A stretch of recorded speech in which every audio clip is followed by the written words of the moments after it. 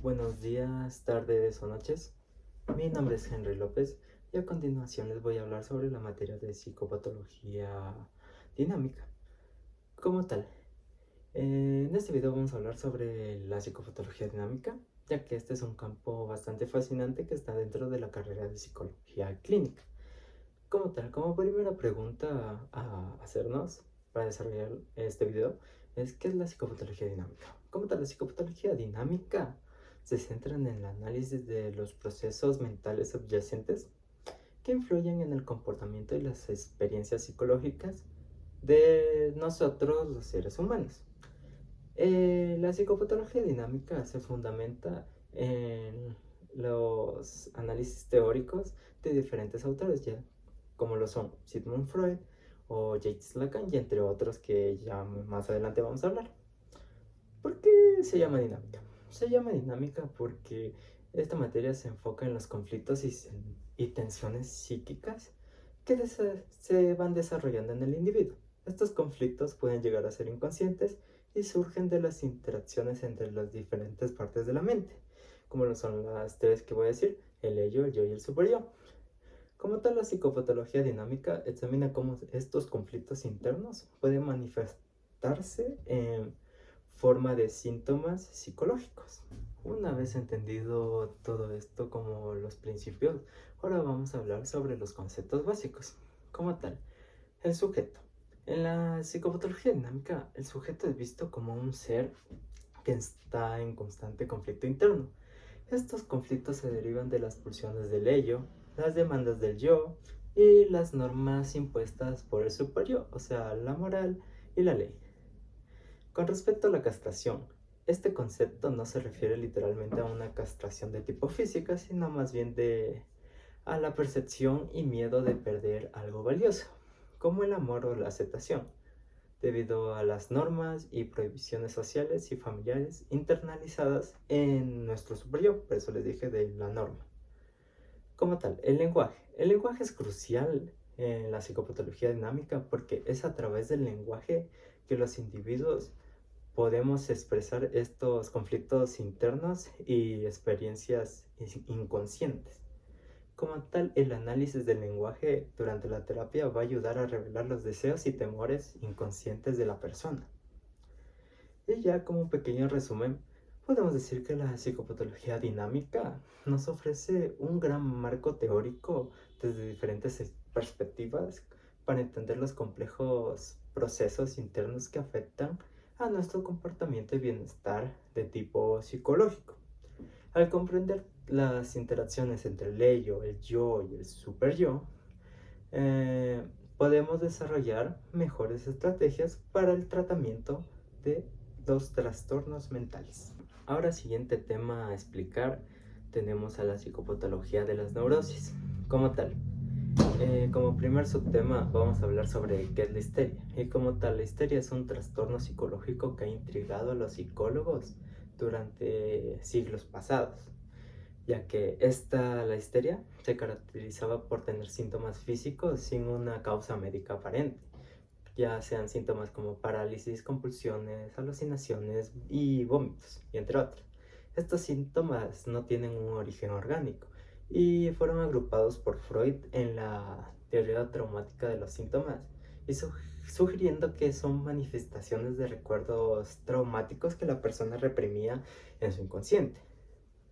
Ahora, hablando de un desarrollo histórico de la histeria, Jean-Martin Charcot fue uno de los primeros en estudiar la histeria con métodos médicos que se basaban en la observación. Él describía detalladamente los diversos síntomas de la histeria y utilizó la hipnosis para demostrar que tenía una base psicológica y no orgánica. El siguiente autor con referencia a la histeria que vamos a analizar es Sigmund Freud. Como tal, Freud construyó una psicopatología de la histeria basada en la formación de síntomas a través de la conversión somática. Propuso que la represión de deseos inconscientes, como tal, especialmente de la naturaleza sexual, se manifestaba en los síntomas de tipo físico. Como tal, Freud entendía que el rechazo a la sexualidad se expresaba como tal como un asco, un síntoma de defensa que indicaba un conflicto de tipo inconsciente. Y ahora con respecto a Lacan, Lacan vio a la histeria como una expresión simbólica de los conflictos inconscientes. Eh, Esto mediante el cuerpo para expresar lo que no se podía verbalizar. Consideraba los síntomas histéricos como una demanda de insatisfacción hacia el otro en una lucha constante de deseos. Los síntomas de la histeria. Como primer síntoma tenemos a la aura histérica, el cual se presenta como dolor ovárico, palpitaciones, sensación de nudo en la garganta, pérdida de la conciencia y mediante trastornos de tipo visual. También está el periodo epileptoide, el cual se presenta mediante paros respiratorios, síntomas catatónicos, convulsiones y espasmos. También están las contorsiones y actitudes de tipo pasional, las cuales no son más que la agitación psicomotora, gritos y escenas teatrales de violencia o con un toque de erotismo. El periodo verbal. Durante las alucinaciones, el paciente puede pronunciar pocas palabras inspiradas en estas. También hay que dar importancia en la psicología al estudio de la histeria, ya que ha sido fundamental en el desarrollo del psicoanálisis, porque gracias a los casos de histeria, como el más famoso, el caso de Ana O, ayudaron a Freud a explorar la mente y el inconsciente con el fin de entender los mecanismos de defensa que tenemos. Como tal, la histeria también desafió las concepciones tradicionales que se tenía de la mente y el cuerpo, mostrando la íntima conexión que existe entre estos dos.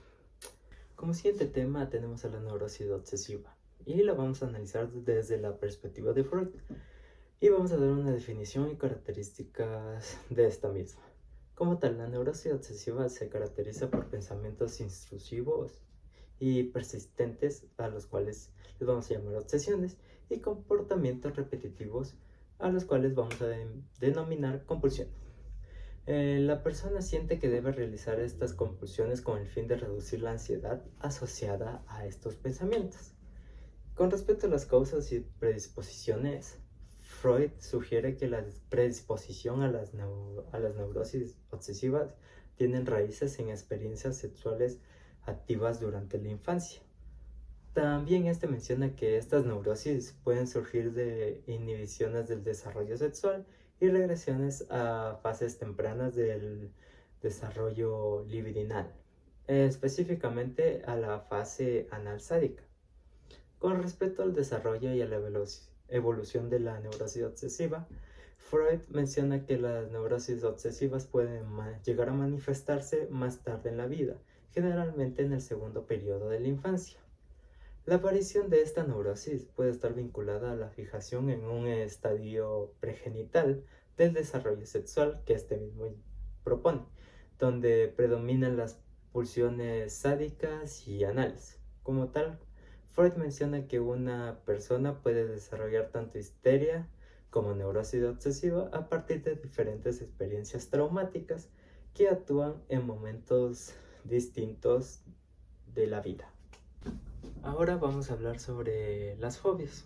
En especial, primero vamos a hablar sobre la fobia infantil desde la perspectiva de Freud.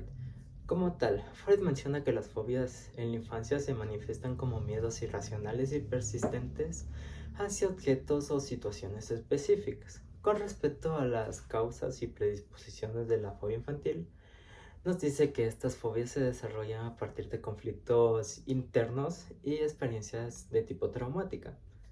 Con respecto al desarrollo y evolución, las fobias infantiles suelen ser una forma de neurosis de transferencia, en donde el miedo se desplaza desde un conflicto interno a un objeto externo, es decir, el objeto fóbico. Como tal, la formación de la fobia actúa como un mecanismo de defensa contra los deseos inconscientes que el niño no puede llegar a manejar de una manera directa. Bueno, una vez entendida la fobia infantil, podemos pasar a la neurosis fóbica, pero ahora la vamos a entender desde la perspectiva de Henry.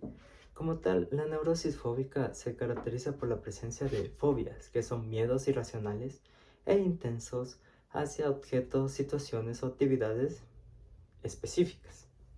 Como tal, estos miedos se perciben como irracionales y desproporcionados en relación con el peligro real que representa para la persona.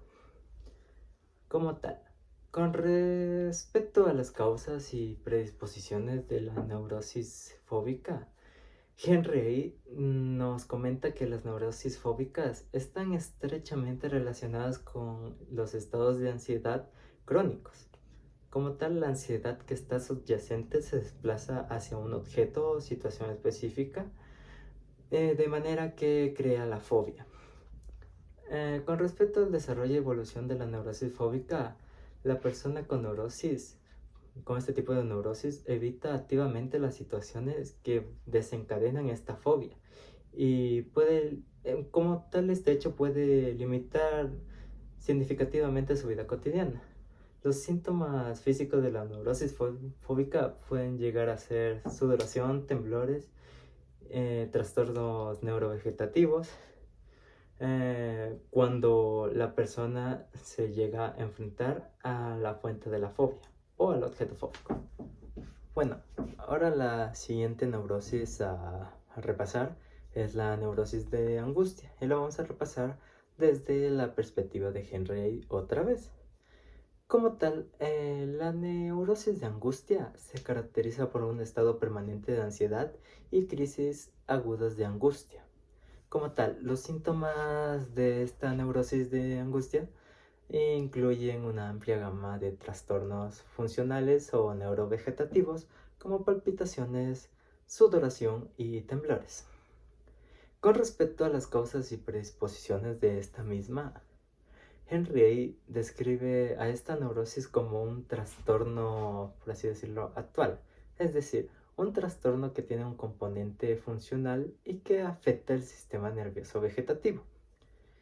Con respecto al desarrollo y evolución de la neurosis de angustia, la ansiedad crónica puede predisponer a la persona a experimentar episodios recurrentes de angustia intensa. La personalidad ansiosa también es un factor clave donde la ansiedad se manifiesta de manera constante y puede llegar a desencadenar diversos síntomas físicos y emocionales en esta neurosis. Bueno, ahora vamos a hablar sobre la perversión. Como tal, en la teoría freudiana, la perversión hace referencia a estas desviaciones del comportamiento sexual que no están orientadas hacia la reproducción y la heterosexualidad de tipo normativa. Como tal, Freud veía a la sexualidad humana como inherente, variada y no exclusivamente orientada hacia la función de reproducirse. Como tal, podemos dar un breve origen a esto mediante Freud, ya que creía que todos los individuos pasaban por varias etapas, las cuales eran del desarrollo sexual infantil. Como tal, la perversión surge cuando una persona se queda fijada en una de estas etapas tempranas o no sigue el camino hacia la madurez sexual adulta. Lo que va a provocar es que en su desarrollo los individuos no puedan orientar su deseo sexual de una manera correcta. Ejemplos de esto podríamos decir que gracias a Freud se logró identificar diversas conductas como perversas. Claros ejemplos son el sadismo, el cual es el obtener placer sexual al causar dolor o humillación a otra persona. El masoquismo, el cual es obtener placer sexual al recibir dolor o ser humillado. El voyeurismo, obtener placer sexual mediante la observación de personas desnudas o actos sexuales sin consentimiento. Con tal el exhibicionismo, el cual es ponerse desnudo o en actos sexuales a otras personas sin su consentimiento.